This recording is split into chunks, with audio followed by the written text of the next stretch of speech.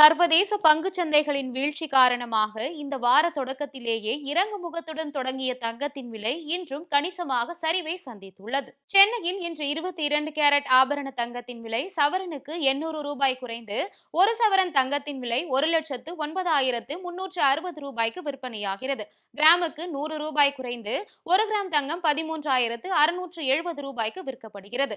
தங்கத்தின் விலையை தொடர்ந்து வெள்ளியின் விலையும் இன்று கணிசமாக குறைந்துள்ளது.